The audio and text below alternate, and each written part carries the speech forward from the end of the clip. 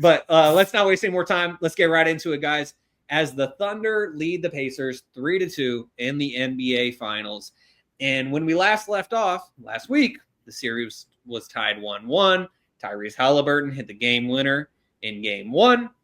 And then the Pacers proceeded to win game 3 on their home floor. And I was feeling quite good about that as the Pacers won 116-107. Thunder come back in game 4, and they beat the Pacers 111-104. And when you hear the final score, it's like, okay, you think that Oklahoma City controlled the game. No, they did not. They were trailing by 7 points going into the fourth quarter, outscore the Pacers 31-17 in that fourth quarter, and they go on to win by 7 after trailing by 7 entering the fourth quarter.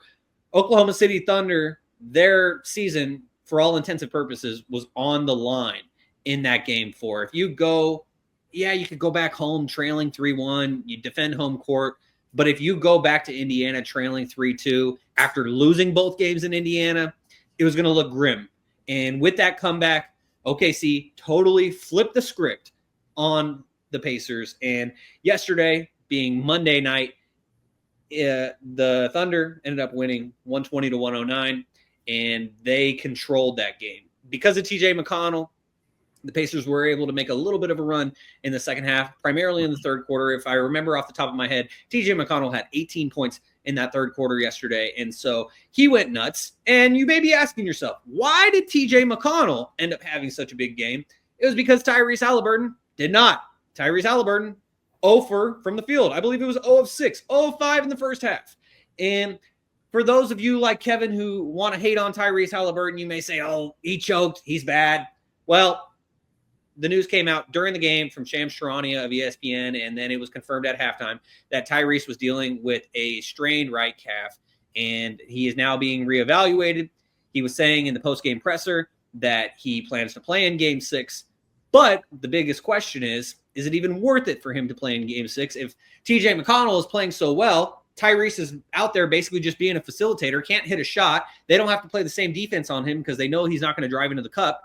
And so there's lots of questions circulating as we go into Game 6. The title of today's episode is The Thunder Are on the Brink of Their First Title, and it's because they're up 3-2 going into Game 6.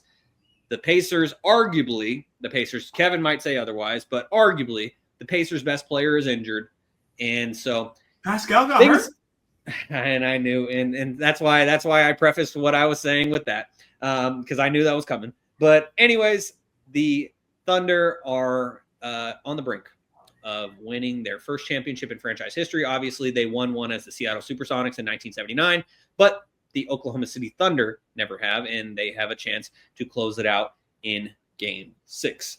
So, Kevin, I'll give you the floor because I know that you have just been waiting to roast me, roast anyone who has been rooting on the Pacers, and I'm going to take whatever you say with a grain of salt because the Pacers' best player is legitimately injured. But, Kevin, you have the floor. Let us hear it. I'm looking it up right now. I don't see anything about Pascal Siakam being hurt. You keep mentioning that the best player is hurt. Anyways, moving forward. You know what? You want to sit here and blame the injury? Shaun, he was 0 for 4 before the injury. He got injured like 4 minutes into the game. He shot 4 shots in the first 4 minutes. He got hurt in the second quarter. No, he got hurt like 4 minutes into the game when he crashed down to the floor. He was driving in the cup. He crashed down to the floor. Maybe I looked at it wrong, but it looked because he went to the locker room. He went to the locker room in the second quarter, but that was after he was already sitting. Okay, well, it was late in the first. It wasn't 4 minutes in. I'll fact check that while we hear from you. What I'm saying is during the game, Shaun said Tyrese Halliburton was on this generational run. Clutch basket after clutch basket. He said, Kevin, look at De'Aaron Fox. Look at Jalen Brunson. Now you got to talk about Tyrese Halliburton. Tyrese Halliburton is averaging 4 more points than TJ McConnell this series. Besides Game 3, it's not crazy to say that TJ McConnell has been the better player. And I get it. You know, he hit the shot. Woohoo. You know, he's all nice and good. Game 1. He's been outplayed by SGA, and it's not bad to say that he's been outplayed by SGA. SGA is the MVP for a reason. He was the Western Conference Finals player for a reason, all NBA, all that good stuff. Tyrese Halliburton has just been hit or miss. There were 2 guys on this podcast that said he was a top 3 player in this series. He hasn't even been a top 3 player statistically on his team in this series. But that was, that's neither here nor there. We're going to let you guys live on that. Toddy said he was the second best player. Shaun said he was the second best player. And that's crazy because, J-Dub dropped 40. Pascal Siakam's been 20 ball. And then there's SGA. So there's only 2 spots to really talk about. But while we're talking about SGA, Shaun mentioned clutch stats. So game 4, final 5 minutes of a 5-point game. Tyrese Halliburton, 2 points, 1 for 2, air ball. Game 5, I know everybody knows Tony Snell because he's infamous. 28 minutes, 0, 0, 0, 0, 0, 0. Well, now he's been beat. There's now Tyrese Halliburton. And this sucks. This is on the end of his generational run. He hit all these game winners, and only thing he's going to be remembered for is the 0, 0, 0, 0, 0. He is the first player in NBA history to play 30-plus minutes and not make a field goal. To have 3 in the finals. To have 3 turnovers, 0 rebounds, 0 blocks, 0 points, and play 30-plus minutes. So you know what? Add that to his resume because that's Tyrese Halliburton. This has to be one of the worst debuts of a sneaker of all time. He works. It's got to be the shoes. It got to be the shoes. Put them motherfuckers back in the trash. Put them other Pumas on when you was playing against the Knicks. Them were the Pumas you should have played in the finals because this is a horrible debut. Horrible debut. But let's talk about SGA. In clutch time in game 4, 14 points. He scored 14 out of the last 15 points for the Thunder. He has the most fourth quarter clutch time points in NBA history in the finals. This list is legit. So it's SGA, 2006, game 5, D Wade had 11 in the fourth. 2021, Chris Middleton had 10. 2007, Manu had 10. 2005, Robert Horry had 10, game 5. And then in game 2, Shaq had 10 in 2000. So let's get to game 5. When the All-NBA list came out, Toddy said, Jalen Williams, he made the list? And I said, what do you mean Jalen Williams like that? Why are you disrespecting him? He said, what did he do? And then I said, All-NBA, All-Star, All-Defensive team. That tone of voice is crazy that he's using for you, Toddy. You got me, Kev. You got me. And then, what does he do? Game 4, they said, someone else has to beat us besides SGA. Or game 3. And they lost. So game 4, they said, J-Dub, you're the point guard. The ball's in your hand. You going to help us. SGA take over in the fourth. Jalen Williams in game 5 went for 40-plus points and 4 assists. He joins an elite group of company of guys to put up 3 straight 25-point games in the NBA Finals before turning 25 years old. 1995, Shaquille O'Neal. 2006, Dwayne Wade. 2012, KD. And 2016, Kyrie Irving. He is the 3rd youngest player since 1980 to score 40-plus. This list, 1980, Magic Johnson. 2012, Russell Westbrook. And now, Jalen Williams. Yep. This is looking like one of the next season. I'm letting you guys know we'll be doing a this or that duo edition. SGA and J-Dub. And I don't know how many we're taking over them because this run that they're going on is insane. Literally insane. I have stats on stats on stats, but the last thing I'm going to say is the Pacers got bitched in this game.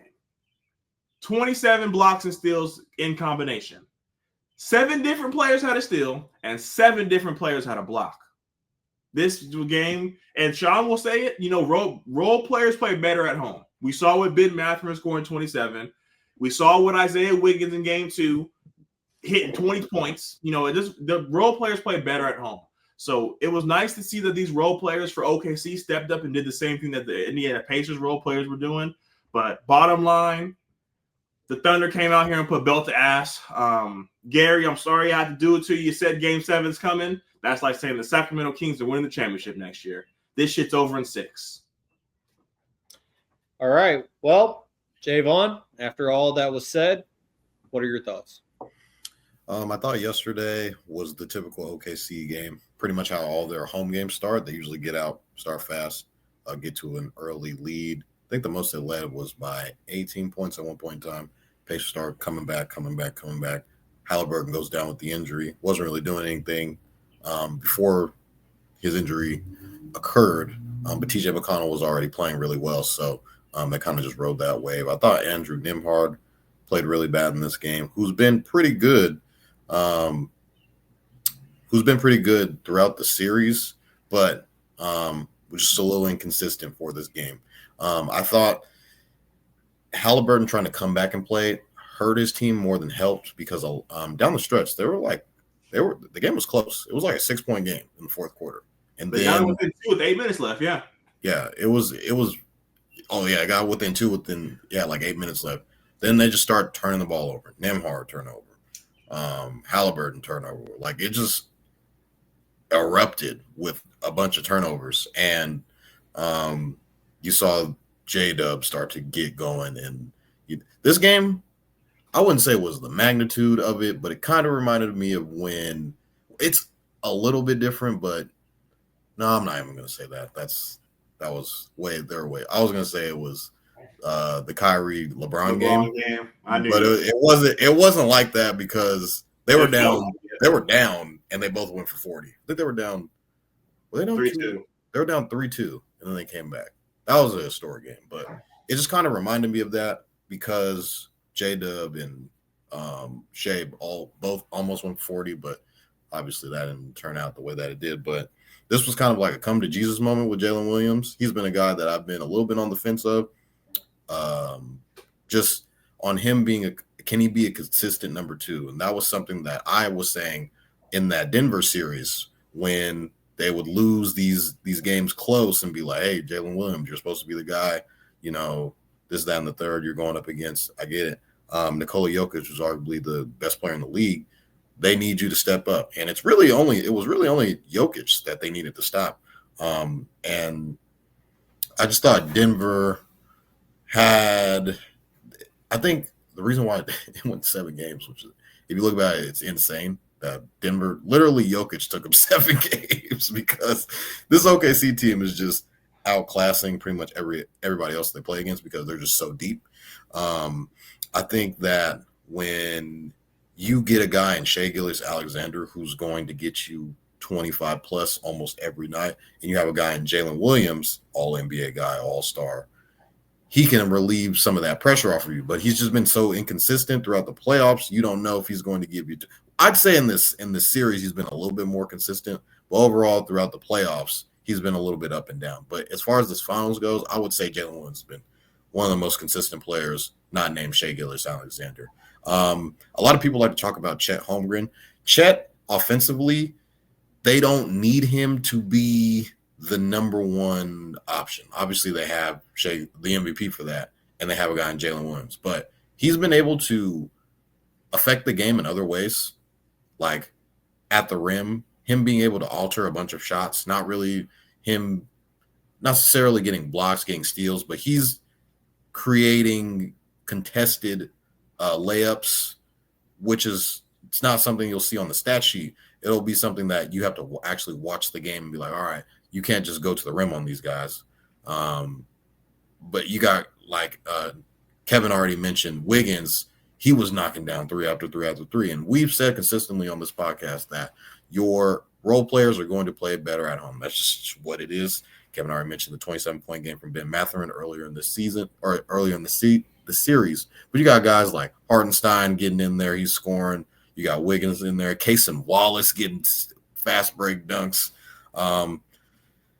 Caruso, who's had a 20-point game in this series. So, I mean, the Pacers are in a bit of a pickle, because Halliburton said that he's going to he will most likely play in Game 6. But how effective is he actually going to be? We saw TJ McConnell have the 18-point game.